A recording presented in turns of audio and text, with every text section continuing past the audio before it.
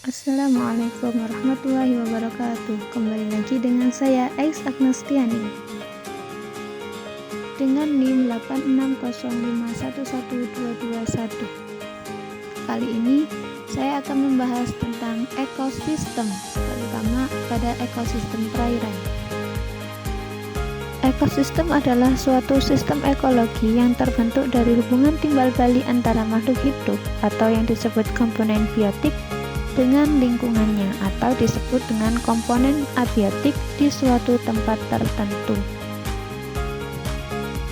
Jadi, ekosistem merupakan kesatuan yang utuh dan saling bergantung antara makhluk hidup ataupun makhluk tak hidup. Oke, di sawah atau tempat tinggal saya di ekosistem perairan, yang pertama terdapat tumbaran, kemudian ada letusan atau rumput-rumput yang sejenis gulma, kemudian ada air tentunya, kemudian ada capung jarum yang berwarna orange, yang mana dia tidak terlihat sayapnya. Nah, selanjutnya ada ikan cemplon. Kalau dalam bahasa Jawa namanya ikan cemplon, yaitu ikan yang sangat kecil,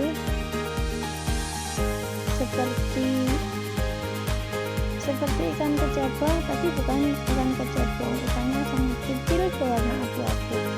Biasanya digunakan untuk umpan ikan yang lain atau untuk memancing. Nah, ikan ini hidupnya biasanya bergerombol. Kemudian selanjutnya yaitu yang berbunga ungu, namanya itu adalah pacar air. Bisa dilihat dari bentuk daunnya, kemudian juga bunganya berwarna ungu. Kemudian ada lumut hijau.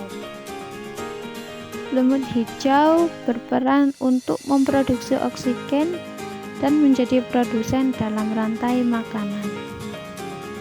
Kemudian yang biasanya sering kita jumpai yaitu ada rumput teki. Komponen biotik selanjutnya yaitu ada keong sawah atau juga bisa dinamakan tutut. Biasanya dia bertelur dengan telur yang warna pink. Peran tutut di dalam ekosistem air yaitu memakan sisa tumbuh-tumbuhan ataupun ganggang. Nah, ini adalah tutut yang kecil atau yang masih kecil. Dan keong sawah atau tutut ini sebagai konsumen tingkat pertama.